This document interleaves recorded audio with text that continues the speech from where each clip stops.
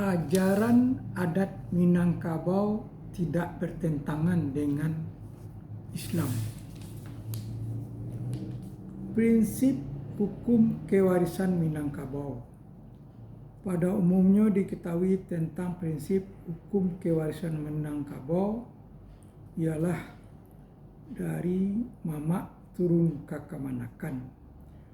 Prinsip dari mamak turun ke kamanakan iko nampaknya merupakan tafsiran dari biri tabang ke sama, tibo di sama memakan padi.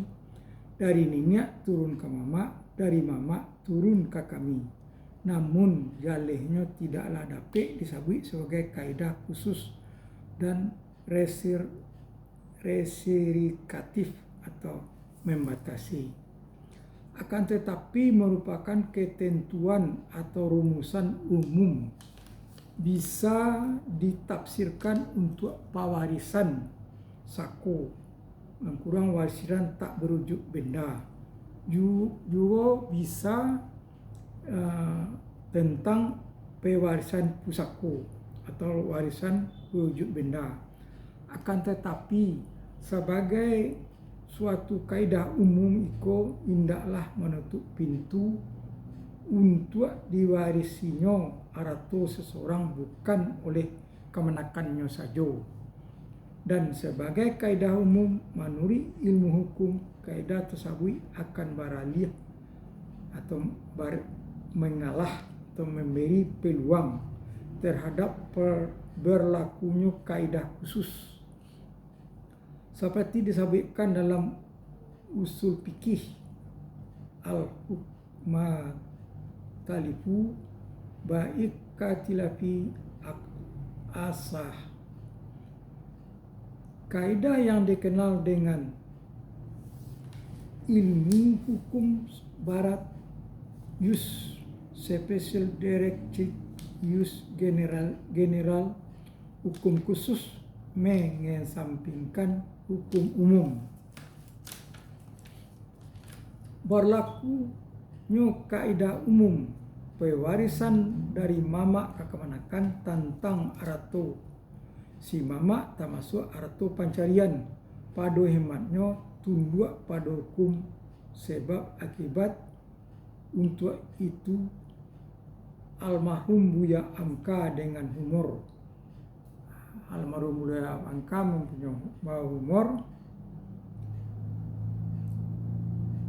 Dengan humor beliau yang khas akan tetapi menggigit, menggambarkan perilaku kehidupan rumah tangga lelaki Minang di masa sebelum Perang Dunia II. Bagindo alam di Parupua, tibo malam hilang berisua, maksudnya dalam Islam dan adat Minangkabau alam 40 1984. Dalam bahasa daerah kalimat itu akan berbunyi Bagindo alam di Parupua, tibo malam hilang berisua. Maksudnya tentulah berisua pagi, pada siang.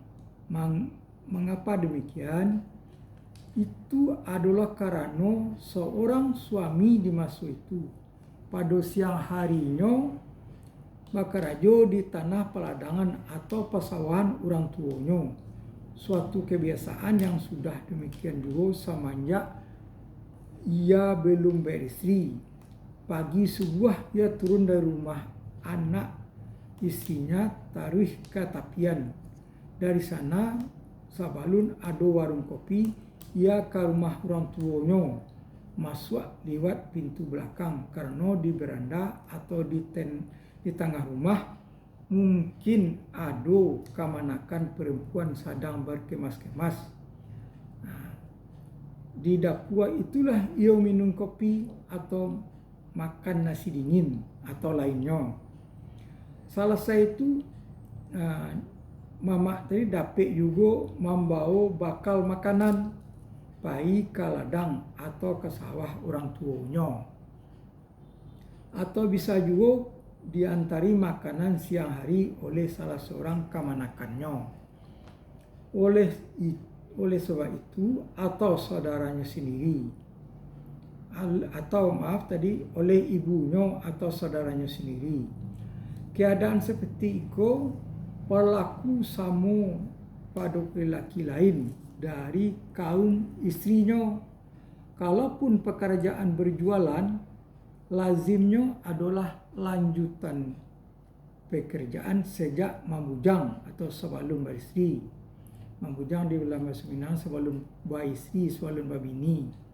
Dengan modal dari hasil jerih payahnya mengerjakan sawah ladang orang tuanya. Bila kita bertolak dari kejadian seperti itu, maka pewarisan atau pencarian seorang lelaki Minang kepada kemenakannya adalah suatu yang wajar saja, karena merupakan realisasi dari hukum sebab dan akibat. Bakaraju di sawah ladang kemenakan, makan nasi kemenakan, dan ke rumah istrinya cuma sekedar pulang atau tiba malam saja. Untuk menghilang lagi besok pagi butuhnya kaidah hukum sebab akibat dalam kebudayaan Minangkabau memang telah menyebutkan 5 batang tagolek di sinan cindawan tumbuh, di 5 anjang menyala di sinan biawak tajun,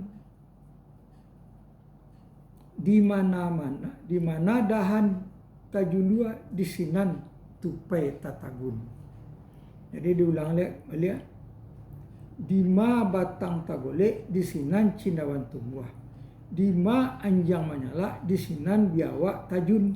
Kalau biawak kalau bahasa anunya ada sabi orang kadabah atau krokodil. Nah, kalau krokodil bahasa Indonesianya 5 dahan tajulua di sinan tupai tatagun. Dengan terjadinya perubahan sikap keluarga bagi orang Minangkabau dan perubahan pola kehidupan kekeluargaannya, maka kaidah hukum sebab dari akibat dengan sendirinya diikuti sejajar dengan perubahan pola kekeluargaan tersebut.